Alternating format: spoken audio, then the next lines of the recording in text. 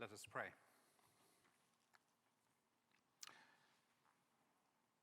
Wilderness God, your Son was a displaced person in Bethlehem, a refugee in Egypt, and had nowhere to lay his head in Galilee. Bless all who have nowhere to lay their head today, who find themselves strangers on earth, pilgrims to they know not where, facing rejection, closed doors, suspicion and fear. Give them companions in their distress, hope in their wandering, and safe lodging at their journey's end. And make us a people of grace, wisdom, and hospitality, who know that our true identity is to be lost until we find our eternal home in you, through Jesus Christ, our rejected, yet risen Lord. Amen. Remember, you were a stranger, a theology of migration. There's perhaps no issue today where the Church's understanding of God and the momentum of public opinion are as far apart as they are on immigration. I want to explore how this demanding issue can be a source of renewal for Church and nation. Around 245 million people, or 3.3% of the world's population, are currently migrants. About 1/5 of that number travel beyond their region of origin. 30 to 40 million are undocumented, 24 million are internally displaced, and 20 million are refugees. Migration has become a flashpoint of political anxiety.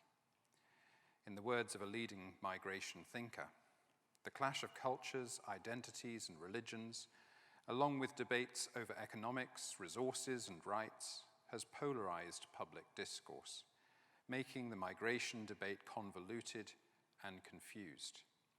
Not only does rhetoric about immigration conflate, if not manipulate, multiple issues like national security and human insecurity, sovereign rights and human rights, civil law and natural law, but the disciplines governing the debate have not given us the concepts necessary to move beyond unfruitful polemical discourse and reach the core issues. Categories such as legality and illegality, the documented and the undocumented, citizen and alien, not only fail to come to terms with a new global reality, but they also leave gaping areas of injustice in their wake. To get inside the migration debate, we have to start with vocabulary. In the words of the same author, a great divide exists between the problem of migration and migrating people, between those who are labeled and their labelers, between the political and social identities of migrants and refugees and their human and spiritual identities. There are technical definitions. For example, the 1951 United Nations Convention relating to the status of refugees defines a refugee as one who, owing to a well-founded fear of persecution for reasons of race, religion, nationality, membership of a particular social group, or political opinion, is outside the country of his nationality and is unable, or owing to such fear, is unwilling to avail himself of the protection of that country. Meanwhile, internally displaced persons are defined as those who have been forced or obliged to flee or to leave their homes or places of habitual residence, in particular as a result of or in order to avoid the effects of armed conflict, situations of generalized violence, violations of human rights, or natural or human-made disasters, and who have not crossed an internationally recognized state border. In general, in this country, we have different names for migrants. Those who choose or are forced to flee from desperate situations and request settlement in a new country, we call asylum seekers. Those who are accepted in the new country and thus have recourse to public funds, we call refugees. Those who are forced out of a country but aren't in an application process, we call displaced persons. Those whose applications aren't accepted, we call failed asylum seekers. those who are simply seeking a better life, sometimes in the face of destitution, we usually call economic migrants. Often these distinctions break down, and in general, migrants are driven by political or economic aspiration, or more often, desperation. As the previously quoted author puts it, most migrants are motivated by push factors that drive them away from their homelands and pull factors that draw them to better lives in another place. The problem with language is that it tends to concentrate on legal status and diminish human dignity. It's hard to find a common vocabulary that affirms each person as a child of God, heir of redemption, bearer of gifts, source of salvation. The desperation that causes migration is increasing for a number of reasons. The political reasons mostly concern war and persecution, unrest or oppression in Syria, Zimbabwe, Colombia, Afghanistan, Congo and Somalia, some of it exacerbated by the end of the Cold War, has generated a huge number of refugees. Economic factors include poverty, environmental crisis, and the inequalities exacerbated by globalization. Economic considerations also affect those drawn to the West for better work and welfare prospects. Meanwhile, the expansion of the European Union has created an ambiguity about what is regarded as migration. Social dimensions involve the presence of relatives already based elsewhere and the emergence of an industry of trafficking and smuggling. This significant displacement of populations is at root the fallout of the global political and economic system. Western governments retain their electoral legitimacy by preserving a global climate of trade and security. But that global climate has casualties. Migrants are the flotsam and jetsam of the ocean wave of global power.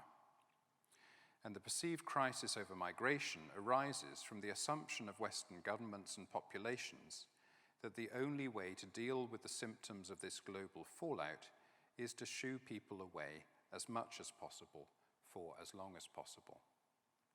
Like war, migration is a symptom and a consequence of political failure. The desire, for example, to address the needs of those fleeing the Syrian civil war by funding provision in neighboring countries is sound. But strengthening the stable door is a notoriously flawed policy once the horse has bolted. Since 9/11, there's been a lurking fear that somehow the most antagonized citizens of the global South were poised to take revenge on the West for its real or perceived neo-colonial sins. The paradox of the migration issue is that in the Western popular imagination, migrants, in other words, those most hurt by and vulnerable to the shortcomings of their countries of origin, become the visible embodiment of these terrifying risks that seem to have no limits or borders.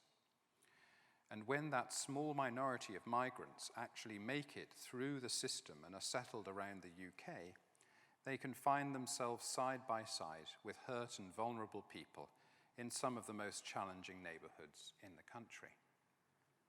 Thus, the anxieties of both incoming and host populations are almost inevitably exacerbated, and the issue becomes more fraught than it might otherwise be. Before we go any further, let's identify and dispel a few influential but inaccurate myths about migration. Britain is not and has never been a pure nation of a single race or religion, of everlasting regional and class harmony. Its borders have long been debated and permeable, and it has always been a mongrel people of diverse origins. At the same time, migration has invariably been a matter of mixed motives. If economic drivers were the only issue, people all over the world would be on the move all the time. Yet for most people, habit and familiarity and family and local networks far outweigh simple economic improvement. On the other hand, there's nothing wrong with someone who's not persecuted seeking to better themselves economically in a new country. A great many of this nation's most dynamic leaders leaders and shapers have been immigrants or children of immigrants. There isn't a simple answer to the displacement of populations. The UK has much in terms of skills, culture, and dynamism to gain from an influx of resourceful and community-minded new citizens, not least to rectify the imbalance of age bands between working and retired populations. But large-scale assimilation is demanding for all concerned. It's no use naively maintaining that the government should simply remove all border controls. One unplanned side effect of such action would be to encourage oppressive regimes to feel they could simply export their opponents to the West. The so-called IS would be delighted to do that right now. Likewise, it's not that all fears expressed among local host populations are unreasonable. There's widespread resentment that asylum seekers displace host residents in what sometimes seems a tight competition for housing, jobs, benefits, and healthcare. Once again, migrants become the flashpoint of existing social tensions about taxation and welfare provision and shortage of housing. The tensions are real, and the presence of asylum seekers exacerbates those tensions. But the myth is that migration is really the issue. The truth is that the tensions would be there without the asylum seekers, and the anxieties wouldn't go away if the asylum seekers went away. Those who have commercial and political capital to make out of scapegoating the stranger and fomenting a climate of fear set about fanning such anxieties even in neighbourhoods where they are groundless. A modest influx of migrants certainly changes a culture, but culture has always been changing, and there's no evidence that migrants change culture for the worse by any of the conventional evaluative yardsticks. It's also important to realize how the migrant stands amid a web of relationships and is seldom the isolated, let alone selfish figure often portrayed in popular caricatures. In the words of the previously quoted author, most migrants leave their homes not only to realize a greater dignity for themselves, but also for their families. Statistics on global remittances offer one indicator of the connection between migration and relationships. In 2006, migrants sent home to their families, often in small amounts of $100 to $300 at a time, more than $300 billion. Meanwhile, the total overseas development aid from donor nations to poorer countries was $106 billion. This means that migrants living on meager means spent 3 times as much money helping alleviate global poverty as the wealthiest countries of the world. When it comes to the Church's existing response to immigration, there are some very good things to be said and one difficult thing. The very good things are a wide range of initiatives that receive the stranger as a gift and look for the face of Christ in those that are hungry and naked, and in many cases more or less in prison. Many projects offer welcome, hospitality, companionship, and support. Some give advice or practical help such as clothing, food parcels, nappies, and cash.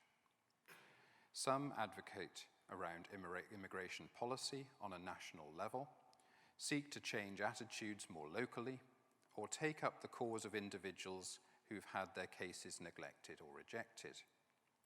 And many churches have found migrants joining their congregations and enriching their liturgies and educational programs and deepening their understanding of scriptural stories like those of the itinerant Abraham and the refugee Hagar. All these dimensions are part of our experience at my own church, St Martin's too.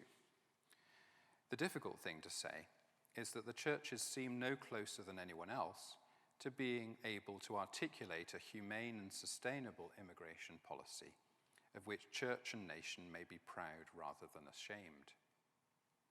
In the absence of such a proposal, valuable church initiatives are like absorbing episodes in a drama with no overall narrative.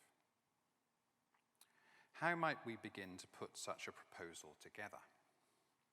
For Christians, the place to begin is to alter the perception that being a migrant is something unusual or unnatural. Karl Barth describes the whole of Christ's ministry as the way of the Son of God into the far country. The definitive parable, known as the prodigal son, is the story of two kinds of migration: an initial journey of false hope and a second journey of penitent desperation. Even though the father's journey into the field is a relatively short one, it too is a kind of migration. One Cameroonian theologian cites the story of Abraham's 3 visitors in Genesis chapter 18, a scene famously portrayed in Rubliev's icon, The Hospitality of Abraham, invariably understood as a depiction of the Trinity. Here, 3 tired strangers, bringing nothing in their hands for their own sustenance, come to represent the epitome of what it means to be in the presence of God. And Abraham's response is not to be threatened by them or resentful of them or exploitative of them, but hospitable to them and expectant of the transformative message they bring. And this is the crucial step. The migrant is not fundamentally a threat, but a gift. One Eastern Orthodox theologian invites us to inhabit Hans Christian Andersen's story of the ugly duckling. This is what he says: "The little duckling's relationship with his mother and his rejection by the other creatures of the lake are not, of course, matters of negligible importance. They cause the duckling to be seized with joy or sunk in misery, respectively. But they're not the cause of his transformation. His transformation would have taken place even if the other creatures had not existed at all.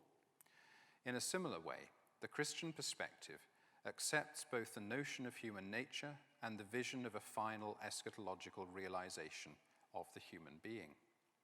There is, however, a fundamental difference. In the Church's understanding, the human being becomes authentically human precisely when he is not restricted to his own constituent elements. It happens when he encounters the other, a self beyond his own self.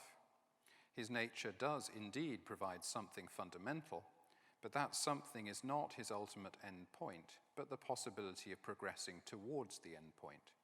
It's the possibility of desiring the other, of opening himself up and communing with it.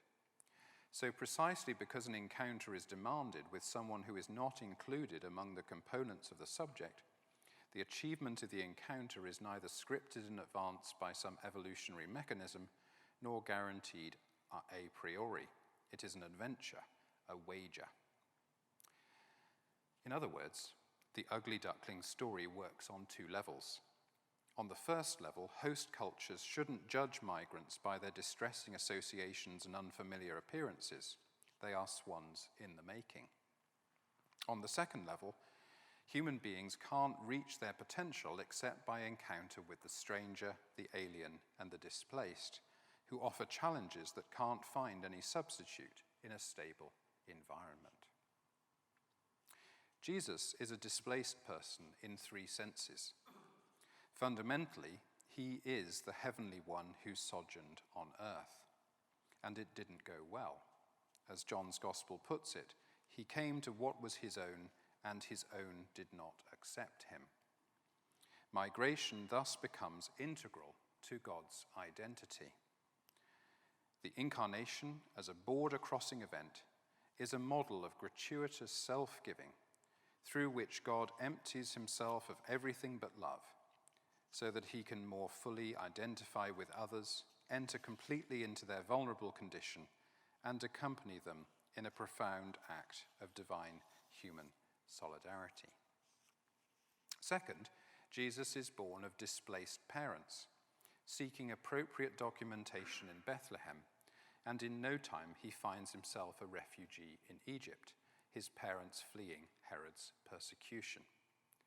This self-emptying, technically known as kenosis, and most fully expressed in Philippians chapter 2, is mirrored in the experience of refugees. As one theologian put it, leaving their homelands, undergoing dangerous journeys, and taking up residence in a foreign land not only entails emptying themselves, but radically surrendering everything they own without any assurance that what they lose will come back to them.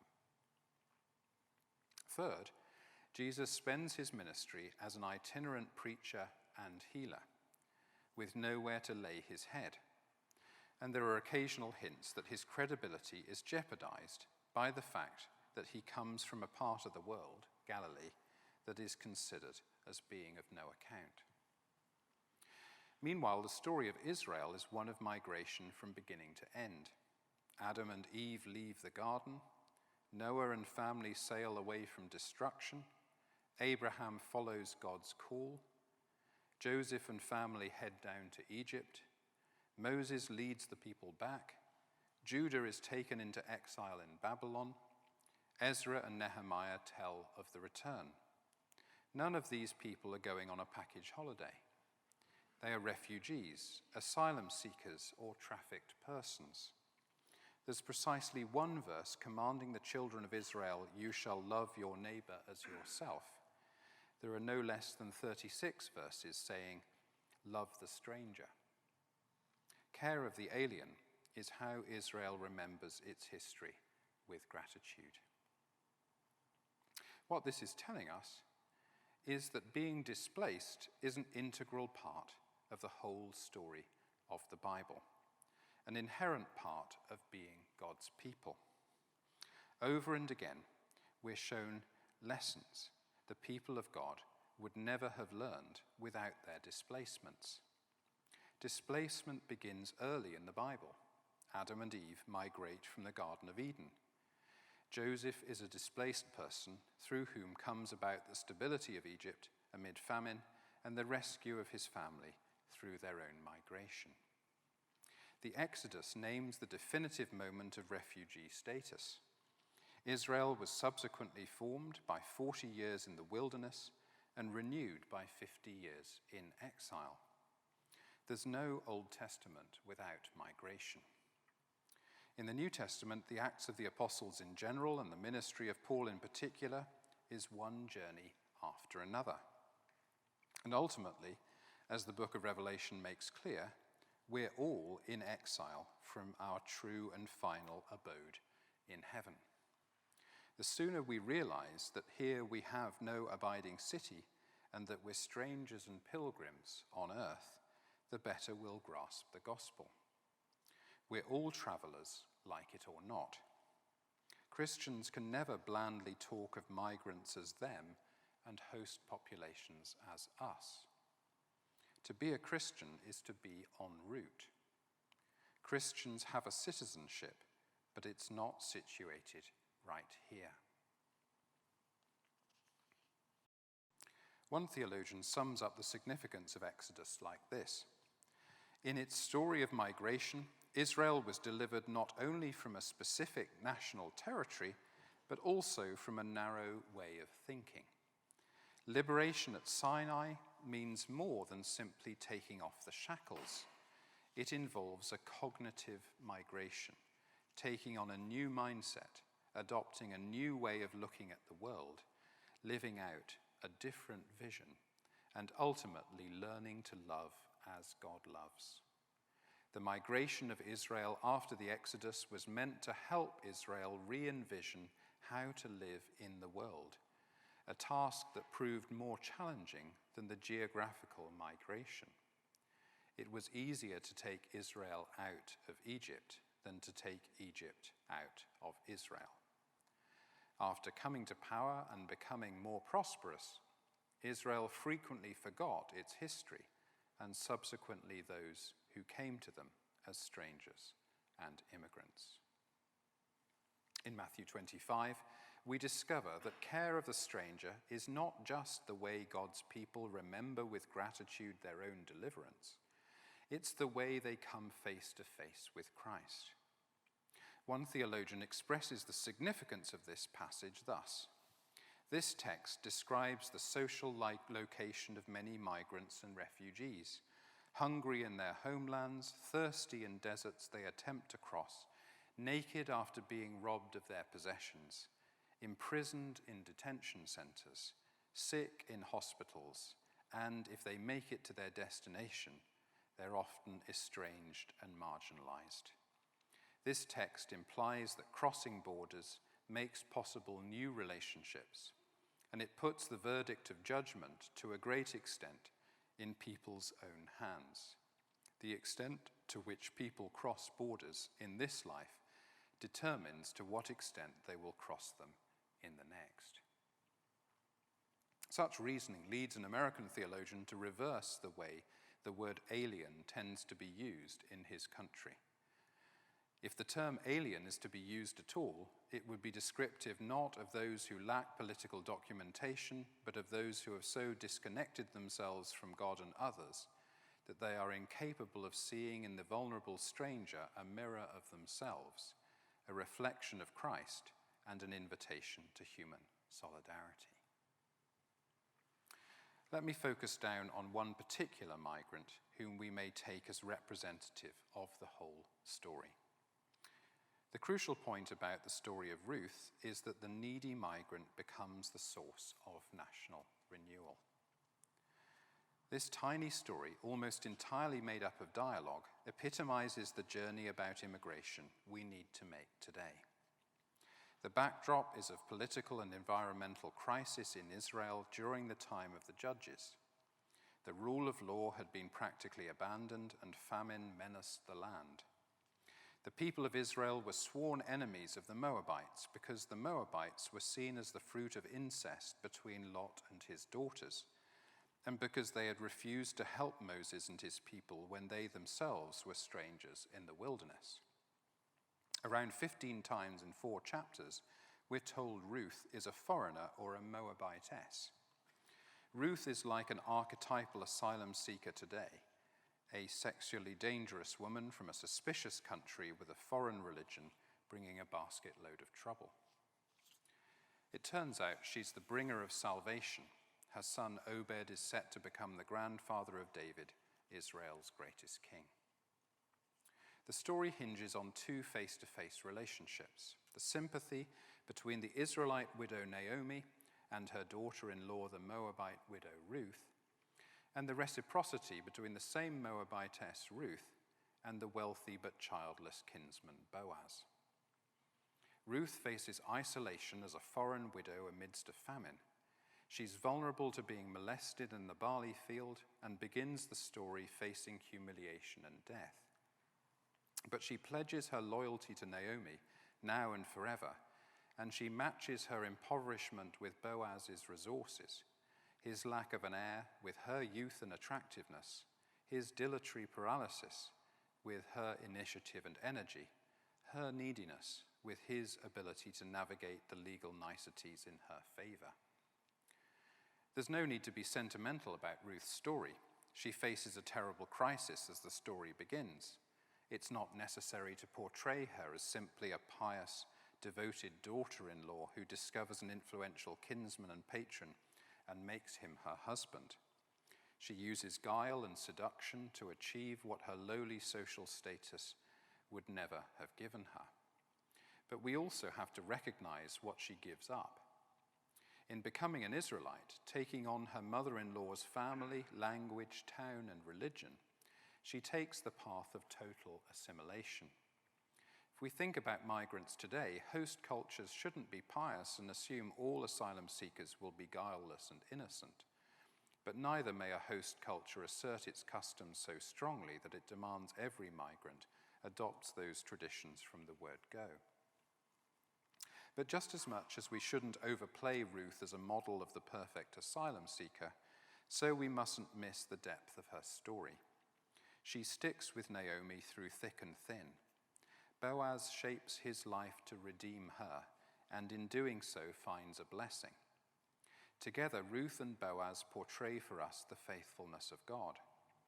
This is how God works, with steadfast love, at personal cost, facing adversity, never letting us go, sometimes using guile, sometimes shrewdness, always disarming us with goodness and constantly pointing to a purpose beyond what we can yet see. Ruth is Jesus, who goes into the far country and becomes one like us and brings about our salvation. But Boaz is also Jesus, for like Jesus, Boaz takes on his shoulders the troubles of one he doesn't need to help and brings deliverance at great cost to himself. Now this brings us to the central point. The issue of immigration is conventionally discussed as a question of duty. The issue is whether Britain is obliged to take in people who are fleeing persecution elsewhere, how one can verify that the claim is genuine, whether one has to limit the number even of the persecuted, and whether anyone migrating largely for economic benefit has any right to be here. What Ruth's story shows is that the foreigner who appears to be nothing more than a bundle of trouble turns out to bring vital initiative and energy, and ultimately becomes the harbinger of the nation's hope of renewal. And what Ruth evokes in the host country is to stir in Boaz an awareness of his own scarcity and to inspire him to actions that write his place in salvation history. To turn our back on migrants is to forget our identity, inhibit our renewal, and deny our destiny. I'm not saying take away border controls and dismantle quota policies, but I am saying it's time to change our framework for this whole conversation. Migrants are not fundamentally a threat and a danger. They are first and foremost a challenge to the church to re-inhabit its true identity and a gift to the nation to rediscover its lost energy. You can have too much of a good thing, but immigrants are fundamentally a good thing. We're all migrants, or the sons and daughters thereof. Jesus was a migrant too. To forget that is to forget who we are and to forget who God is. And the reason I have a particular care for this issue is that I am a migrant. I was born in Canada, was brought to this country as a baby, and as an adult left to make a life in America. I migrated back to this country 4 years ago. On each occasion, I was welcomed as a stranger and seen as a blessing, a source of hope and renewal. And most importantly, in 1938, my mother came to this country as an asylum seeker. The danger she escaped was real. She left Berlin just in time. She learned a new language and new customs in a foreign land. In time, she found her Boaz, and that's how I come to be here today. I can't avoid the conclusion that if Britain had had the same attitude and policy toward asylum seekers then that it has today, I would never have been born. And by the way, I didn't mention my mother's name. She was called Ruth.